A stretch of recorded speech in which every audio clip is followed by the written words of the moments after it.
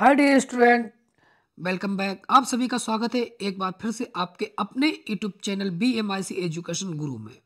देखिए, आप में से बहुत से लोगों ने अपना स्कॉलरशिप का फॉर्म ऑनलाइन कराया होगा और लगभग बहुत से लोगों का स्कॉलरशिप आ भी चुका है और बाकी और लोगों का 20 मार्च तक आ जाएगा। इसके बीच में कुछ ना कुछ प्रक्रियाएं चलती है, प्रोसेस चलता है। उस प्रोसेस के कारण आपको बहुत सारे एरर देखने को मिलते होंगे।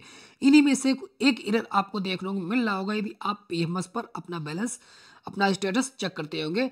DBFL, तो DBFL ये अधिकतर प्री मैट्रिक के स्टूडेंट में देखने को मिल रहा होगा। बाकी और भी लोगों को देखने को मिल रहा होगा, अधिकतर प्री मैट्रिक में है, क्योंकि प्री मैट्रिक का स्कॉलरशिप लगभग सभी लोगों का रिलीज कर दिया गया है और जिन लोगों का नहीं आ रहा उनके लिए कोई ना कोई कारण होंगे। तो इन्हीं में से कुछ हमारे व्यूवर हैं, हमारे चैनल को देखने वाले हमारे दर्शक हैं, तो उन्हीं में से बहुत से लोगों के कमेंट आ रहे हैं। तो मैंने सोचा इसी पर वीडियो आपके लिए बना दिया जाए, क्योंकि आप में से ये रीजन है या तो DBFL का आ रहा होगा या फिर Aadhaar number already exist for same beneficiary दिखा रहा है। इस प्रकार का भी यदि आप में एरर आ रहा हो, आधार नंबर ऑलरेडी एग्जिट, और या फिर आपका एरर आ रहा हो DBFL, इस प्रकार का यदि एरर आपको देखने को मिला तो ये वीडियो आप लोगों के लिए है। इसलिए वीडियो में प्लीज बने रहिएगा और चैनल पर नया है तो प्लीज चैनल को सब्सक्राइब कर लीजिएगा। तो दोस्तों, यदि आप अपना स्कॉलरशिप का फॉर्म ऑनलाइन करवाया है तो सबसे पहले तो आप लोगों को मैं बताऊं, PMS पर चेक करने से पहले आपको सबसे पहले अपना स्कॉलरशिप पोर्टल से अपना स्टेटस चेक करना है कुछ इस प्रकार से। चाहे आप प्री मैट्रिक है, पोस्ट मैट्रिक हो या अदर देन पोस्ट मैट्रिक का, यदि आपका सभी प्रकार से ए आ रहा होगा, registration completed, final submission completed, forward institute से भी हो गया होगा और यहाँ पेंडिंग नहीं आना चाहिए। अब लगभग सभी के वेरीफाई हो चुके होंगे। यदि किसी का पेंडिंग है तो वो भी 10 मार्च तक सभी का पेंडिंग हट जाएगा। 10 मार्च तक सभी का यहाँ पे वेरीफाई हो जाएगा। लगभग लोगों का वेरीफाई हो ही चुका होगा। यहाँ पर स्कॉलरशिप कमेटी से वेरीफाई होना चाहिए, क्योंकि 5 मार्च लास्ट डेट थी इस डिस्ट्रिक्ट स्कॉलरशिप कमेटी से, तो वो भी लगभग सभी लोगों का हो चुका होगा। जिनका यहाँ पर अभी पेंडिंग होगा तो इसका मतलब है आपका वेरीफाई होने का चांस बहुत कम है या फिर आपका रिजेक्ट हो जाएगा।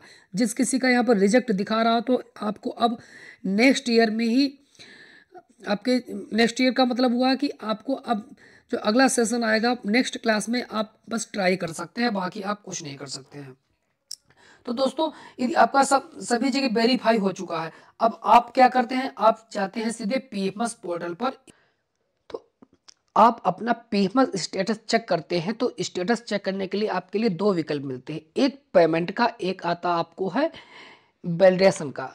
यदि आप पेमेंट पर चेक करते होंगे तो आपको ठीक इस प्रकार से देखने को मिल जाता होगा। यदि आप किसी का यहाँ पर ग्रीन आ रहा हो तो समझ लीजिए आपका पेमेंट आने वाला है, आप में कोई एरर नहीं, कोई दिक्कत नहीं, आपका आ जाएगा। लेकिन किसी किसी का क्या आता है, इस प्रकार से एरर देखने को मिल रहा होगा। इस प्रकार का मिल रहा एरर है तो अभी मैं बताने वाला हूँ। और किसी किसी का आ रहा हो record not found. Record not found का मतलब होता है अभी NPCI के द्वारा PMS पर रिपोर्ट नहीं भेजी गई, इसलिए आप वैलिडेशन पर देख सकते हैं। PMS के पास में दिया गया होता है वैलिडेशन, तो आप वैलिडेट करके देख सकते हैं। वहाँ पर आपका अपडेट हो गया होगा और क्रेडिट हो गया होगा। वहाँ पर बाकी कोई एरर आपको देखने को मिल नहीं रहा होगा। यहाँ पर यदि हाँ आपका आ रहा है DFL, तो DFL के बारे में मैं आपको बताऊँ कि ये क्यों आता है और ये सही कैसे किया जाता है। एक हमारे व्यूवर हैं अनवी जायसवाल, इन्होंने PMS के पोर्टल पर पेमेंट वाले सेक्शन पर देखा तो इनको कुछ इस प्रकार से एरर देखने को मिला। फिर इसके बाद ये वैलिडेशन पर देखते हैं तो यहाँ पर इनका अमाउंट भी आ रहा है 2250 रुपये। बाकी वैलिडेट कर दिया गया है, सब कुछ सही है। 7 मार्च को इवनिंग में 6 बजे की बात है। तो यहाँ पर इवनिंग में 7 मार्च को 6 बजे देखा है। वैलिडेशन स्टेटस इस प्रकार से कुछ दिख रहा है। और यदि फाइल स्टेटस की बात करूं तो पेंडिंग एट PMS, मतलब PMS पर भी पेंडिंग पड़ा हुआ, पेमेंट पेंडिंग। क्रेडिट स्टेटस क्या है, पेमेंट पेंडिंग है। और यहाँ पर यदि इनकी बात करूं तो 6 मार्च को क्या किया गया, 6 मार्च को बैंक से रिसीव किया गया डाटा इनका। तो 6 मार्च को क्या हुआ, क्रेडिट फेलियर डेट, 6 मार्च को उनका क्रेडिट हो गया, फेल हो गया। रीजन क्या रहा, bank reason for failure DBFL। दूसरा फिर है bank reason DESC for failure DBFL। तो ये दोनों प्रकार से देखते होंगे, यहाँ पेंडिंग है, वहां पर फेल्ड है। यदि हम स्कॉलरशिप के संबंध में बात करें तो भाई ये अकाउंट और आधार नंबर, इन दोनों के संबंध में कहीं ना कहीं एरर होता है, या तो आपका आधार पर एरर होता है या फिर बैंक से एरर होता है। तो आपका बैंक खाता और आधार दोनों में से कोई भी समस्याएं आ सकती हैं। हम बात कर लेते हैं बैंक खाता के संबंध में।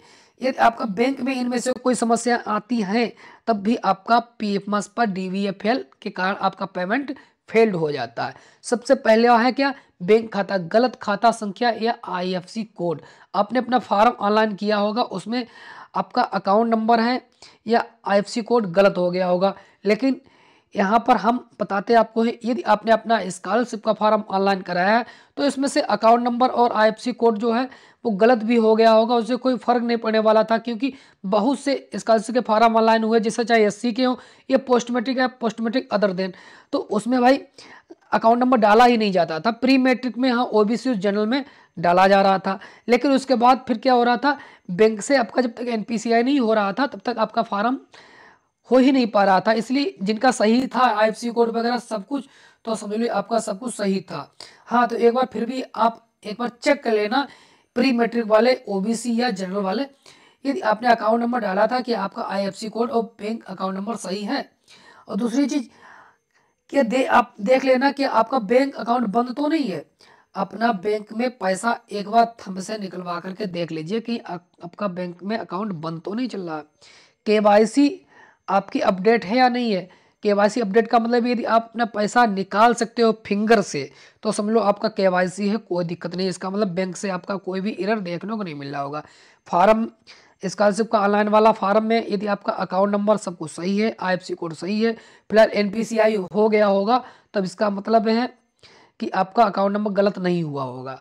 हाँ, आप बस ये दो चीज़ें देख लीजिएगा कि आप अपना बैंक अकाउंट आपका चल रहा है नहीं चल रहा, मतलब पेमेंट अपना फिंगर से निकाल करके देख लीजिए। यदि निकल आता तो समझ लीजिए बैंक की समस्या आपकी नहीं है।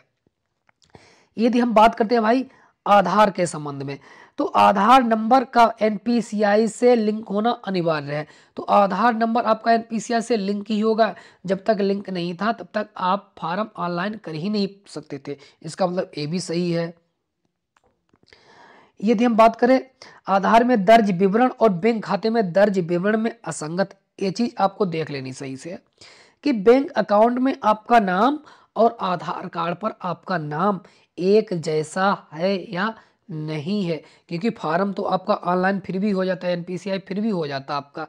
आधार कार्ड पर नाम और बैंक अकाउंट जो आपका खुला हुआ है, अकाउंट खुला, उसमें एक जैसा नाम हो, थोड़ा सा भी डिफरेंस होगा तो आपके लिए वहां पर दिक्कत आ सकती है।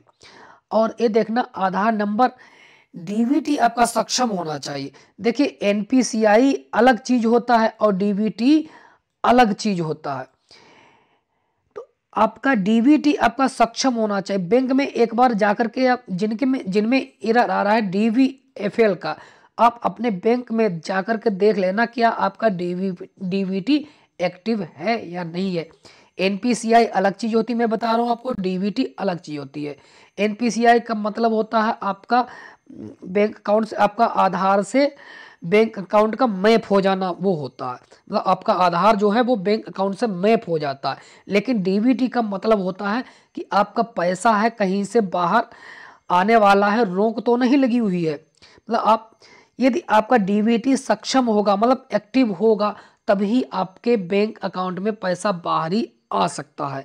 यदि आपका डीबीटी ऑफ होगा तब पैसा नहीं आ सकता, भले ही क्यों ना आपका एनपीसीआई एक्टिव हो। तो इसलिए जिन लोगों में डीवीएफएल का एरर आ रहा है तो अपने बैंक अकाउंट, तब आपको अपने बैंक ब्रांच में जाना है और वहां पर बात करनी है क्या आपका डीबीटी एक्टिव है या नहीं है। मतलब डीबीटी ऑन होना चाहिए। यदि ऑन है तब कोई दिक्कत नहीं, यदि ऑफ है तो वहां पर तत्काल आपको ऑन करवा लेना चाहिए। इसके बाद बात करते हैं इनके लिए समाधान के लिए। तो आपको बैंक से कोई भी समस्या है, बैंक से संपर्क करना है, अपने बैंक शाखा में जाकर खाता विवरण की पुष्टि कर लें। मतलब आप पहले चेक कर लें, अपना पासबुक वगैरह देख लें, उसमें नाम और आपके आधार में एक जैसा नाम होना चाहिए। फिलहाल थोड़ा डिफरेंस होगा। आपका एनपीसीआई यदि एक्टिव है तो यहाँ पर कोई आपको दिक्कत आने वाली नहीं है। लेकिन हाँ, ये देख लेना है कि आपका खाता बंद नहीं होना चाहिए, केवाईसी अपडेट होनी चाहिए और आपका आधार नंबर आपके बैंक खाते से लिंक होना चाहिए। आपका एनपीसीआई एक्टिव है तो आपका आधार नंबर बैंक से लिंक है। बैंक से अनुरोध करें। यदि आपका आधार नंबर बैंक से लिंक नहीं है, एनपीसीआई मतलब हट तो नहीं गया, ये भी देख लेना है। कभी कभी एनपीसीआई डीएक्टिव भी हो जाता है, अपना स्टेटस चेक लेना है, यदि एक्टिव है तब आपके लिए कोई प्रॉब्लम नहीं होने वाली है। लेकिन हाँ, ये देख लेना कि बैंक में डीबीटी आपका एक्टिव होना चाहिए। डीबीटी आप है तो उसे भैया करवा लेना चाहिए।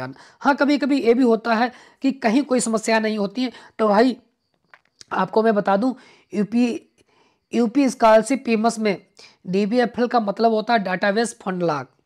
ये एक तकनीकी भी समस्या होती है, कभी कभी क्या होता है, ये टेक्निकल प्रॉब्लम भी होती है। ये तकनीकी टर्म है, पेमेंट प्रोसेसिंग से संबंधित होता है। यदि आपका स्कॉलरशिप के पेमेंट्स पर डीबीटी स्टेटस है तो इसका मतलब है कि आपकी छात्रवृत्ति राशि जो है वो रिलीज की जा रही है, वो प्रक्रिया में, प्रोसेस में है। तो कभी कभी डीबीएफएल स्टेटस दिखने के कारण बैंक और पेमेंट्स के बीच डाटा वेरिफिकेशन प्रक्रिया भी हो सकता है। मतलब डीबीएफएल में क्या होता है, आपका पेमेंट्स और बैंक से जो प्रोसेसिंग होती है इसलिए भी भैया दिखाया जाता है। और फेल्ड होने का कारण मैं आपको बता चुका, यदि फेल्ड हो रहा, बार बार हो रहा है, तो आपका डीबीटी बंद हो सकता है। तो आप अपने बैंक अकाउंट, तब आपको अपनी ब्रांच में जाना है और वहाँ पर भैया अपना डीबीटी ऑन करवा लेना है। और कभी कभी क्या होता है, आपका प्रोसेसिंग में भी होता है, तो वो अपने आप भी सही हो जाता है। डीबीएफएल का यदि एरर आ रहा तो बस आपका डीबीटी ऑन होना चाहिए, बाकी आपका कुछ भी आ रहा एरर है तो कोई फर्क नहीं पड़ने वाला, वो अपने आप 10 मार्च के बाद सही हो जाएगा। अच्छा, 10 मार्च में क्यों बता रहा हूँ, 10 मार्च इसलिए बता रहा हूँ भाई कि जनपदीय समिति द्वारा डाटा लॉक करने की डेट निकल गई है, वो है थी 5 मार्च। अब जो डिस्ट्रिक्ट स्कॉलरशिप कमेटी था उनका काम खत्म हो गया। अब क्या होता है, आपका बजट है, बजट में मांग सर्जन हुआ, आपका बजट पास होने के बाद अब जनपद स्तरीय विभागीय अधिकारी के डिजिटल सिग्नेचर से डाटा लॉक कर दिया जाएगा। जब डाटा लॉक कर दिया जाएगा तब आपका पेमेंट्स पर पेमेंट वाले सेक्शन में भी आपका जिनका आ रहा था नॉट रिकॉर्ड नॉट फाउंड वगैरह आ रहा था, और भी कोई समस्या आ रही थी, बार बार रिजेक्ट आ रहा था, वो सब कुछ आपका अपडेट हो जाएगा 10 मार्च के बाद। और उसके बाद आप में से बहुत से लोगों की ये सोचती कि हमारा सब कुछ सही लेकिन पैसा नहीं आया, आप अपने अकाउंट में बैलेंस चेक भी करने जा रहे होंगे। तो भाई आपको यहाँ पर सीधे बताया जा रहा है धनराशि का अंतरण है 20 मार्च 2025 तक। ये ओबीसी वालों को छोड़ करके, क्योंकि ओबीसी वालों का भाई 25 फरवरी को धनराशि का अंतरण कर दिया गया है। बाकी और एससी या जनरल या मॉनिटरी वाले हैं उनके लिए 20 मार्च तक पैसा आ जाएगा।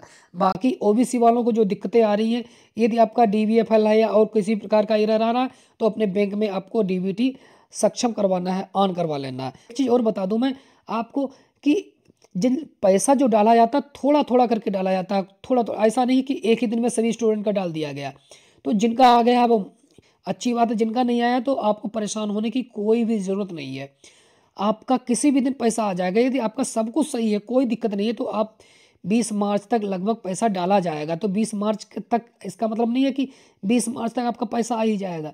20 मार्च से पैसा डाला जाएगा, तो धीमे धीमे किसी का 21 मार्च को आ जाएगा, किसी का 25 मार्च को आएगा, किसी का अप्रैल में आ जाएगा। तो लगभग पूरे अप्रैल तक आपका पैसा आ जाएगा। तो उम्मीद करता हूँ दोस्तों कि वीडियो आपको समझ में आ गया होगा, जानकारी आपको अच्छी लगी हो तो प्लीज़ वीडियो को लाइक लीजिएगा, चैनल पर नया तो प्लीज़ चैनल को सब्सक्राइब कर लीजिएगा, बेल आइकन जरूर प्रेस कर लीजिएगा, क्योंकि आगे आने वाले नोटिफिकेशन सबसे पहले आप तक मिलते रहेंगे। इसी के साथ आपसे विदा ले रहा हूँ, मिलते हैं फिर किसी नए वीडियो नए टॉपिक में, तब तक के लिए जय हिंद, वंदे मातरम।